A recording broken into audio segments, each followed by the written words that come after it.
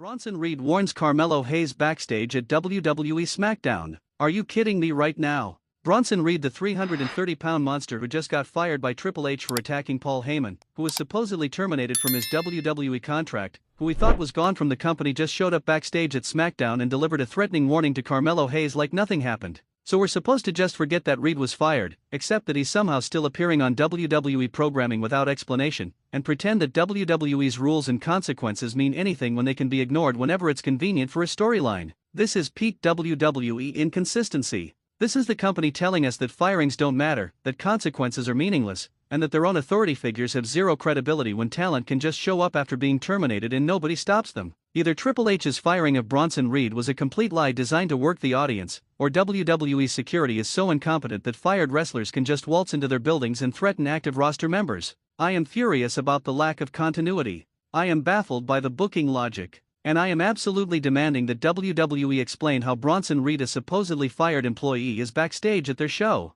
Drop in the comments right now, is Bronson Reed's appearance proof his firing was fake, or is WWE security just that incompetent? Because this makes no sense. Friday Night SmackDown delivered one of the most confusing segments of the year when Bronson Reed, who was publicly and officially fired just weeks ago, appeared in a backstage area and confronted Carmelo Hayes in a segment that raises more questions than it answers about WWE's continuity and storytelling. Question for the WWE continuity experts: has a fired wrestler ever appeared on WWE programming this soon without explanation? What's the precedent here? Let me break down exactly what happened during this bizarre segment, why Reed targeting Hayes specifically is significant, why WWE's complete disregard for their own storylines is problematic, and what this means for both Reed's status and Hayes' future on SmackDown. The segment opened with Carmelo Hayes walking through the backstage area, typical wrestler going about their business footage. Hayes was on his phone, looking confident and focused, completely unaware of what was about to happen. And then the camera panned to reveal Bronson Reed lurking in the shadows, not even hiding particularly well, just standing there like a horror movie villain waiting to strike. The ominous music cue made it very clear something bad was about to happen.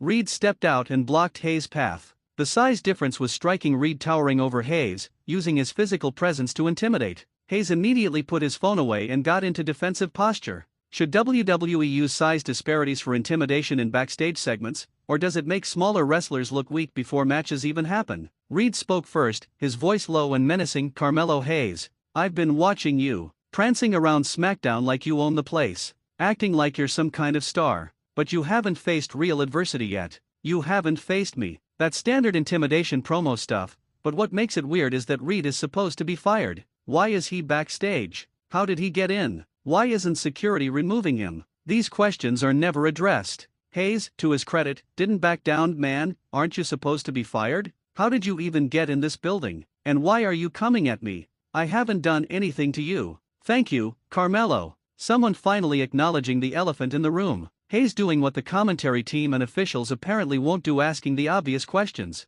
Does Carmelo Hayes questioning Reed's presence save this segment by acknowledging continuity, or does it highlight how absurd the situation is? Reed's response was chilling. Fired? You think a piece of paper means anything to me? You think I'm going to let some corporate decision stop me from doing what I want? I go where I want, when I want. And right now, I want you to understand something: you're on my list. Consider this your only warning. So Reed is basically admitting he's trespassing. He's a fired employee who's broken into WWE's building to threaten an active wrestler. That's not heel behavior, that's criminal behavior that should result in arrests and restraining orders. But nobody comes to help Hayes. No security appears. No officials intervene. It's just Hayes and Reed in this standoff with zero consequences for Reed breaking into the building. Should WWE have security or officials respond to an unauthorized person backstage, or does that break kayfabe too much? Hayes stood his ground despite the size disadvantage. Man, I don't care about your list. I don't care about your warnings. You want a piece of me? Come find me when you're actually employed here.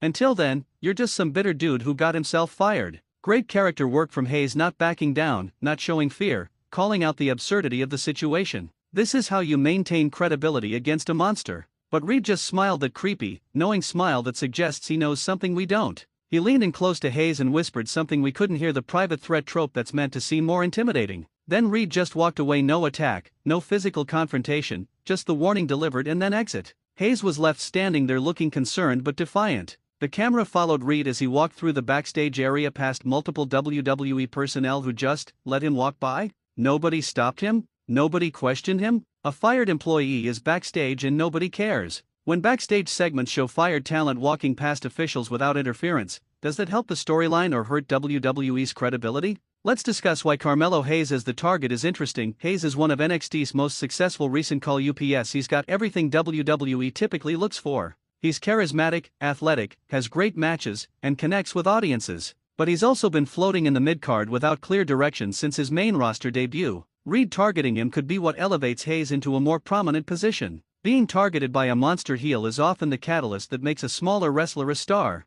Does being threatened by Bronson Reed help Carmelo Hayes' positioning, or does it risk him being fed to a monster? Now let's address the Reed firing situation. Reed was supposedly fired for attacking Paul Heyman, a non-competitor. Triple H made an official statement about Reed's termination. Reed's profile was moved to WWE alumni section briefly. This was presented as real consequences for crossing a line, but now Reed's back with zero explanation. So was it all fake? If wrestler firings can be reversed without explanation, does that mean WWE's authority figures have no actual power? The possible explanations for Reed's appearance. Theory 1, the firing was always a work storyline termination that was never real. Theory 2, Reed was rehired off-screen and WWE just hasn't announced it yet. Theory 3, Reed is appearing illegally and will face consequences next week. Theory 4, WWE is planning a rogue wrestler angle where Reed operates outside authority.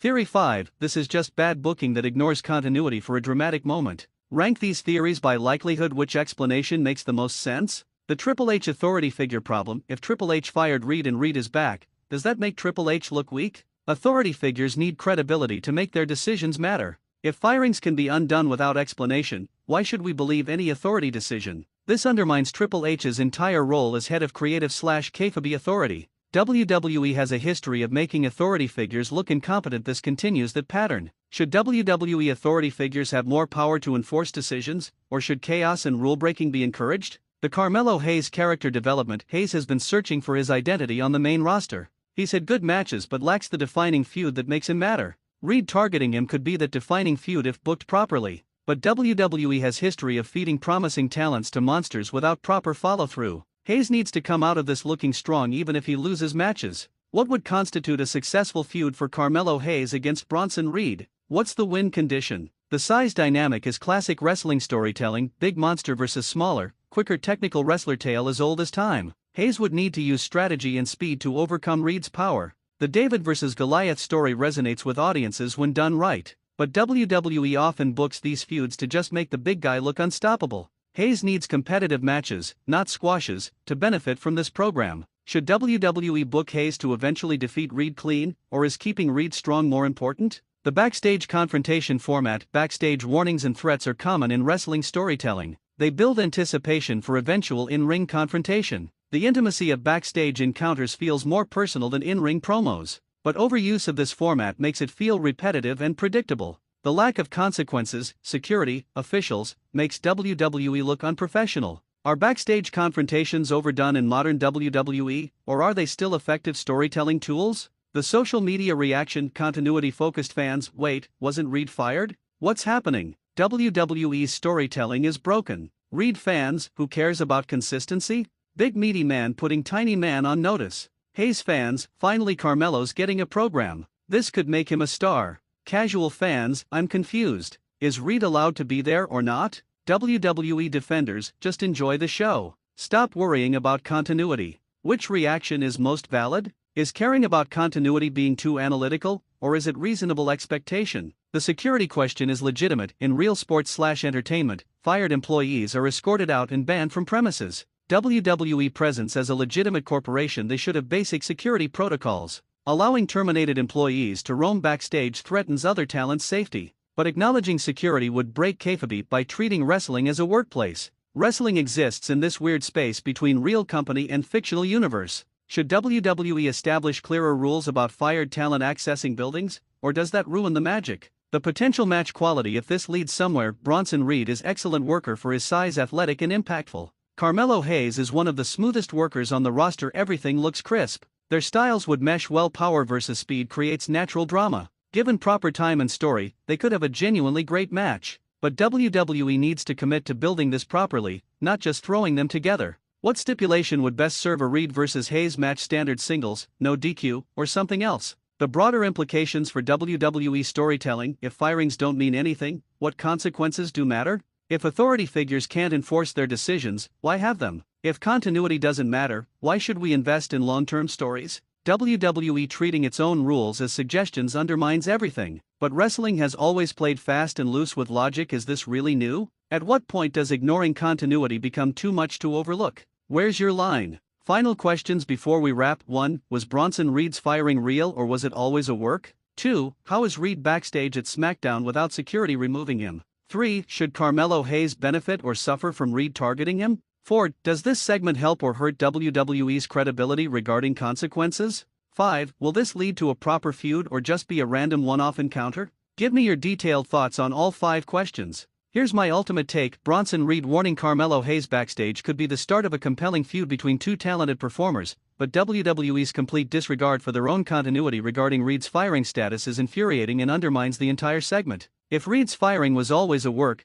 WWE should acknowledge that on television so viewers aren't confused. If he was really fired and has somehow returned, that needs explanation through storyline. Carmelo Hayes deserves a meaningful feud that elevates him on SmackDown's roster. Reed could be that opponent if WWE commits to building the story properly and doesn't just feed Hayes to the monster. But WWE's pattern of ignoring their own rules, making authority figures look weak, and expecting viewers to just accept inconsistencies is exhausting and makes it hard to invest in their stories. Wrestling requires some internal logic to maintain believability. You can't fire someone one week and have them backstage threatening people the next without explanation. Let me know everything in the comments. Was Reed's firing fake? How is he backstage? Will Hayes benefit from this? And if you made it this far, drop "Explain this WWE" if you want continuity answers, or who cares if you just want to see them fight. Subscribe for coverage of where this story goes. Like if you're frustrated by WWE's continuity issues. And share because everyone needs to discuss whether wrestling storytelling requires logical consistency.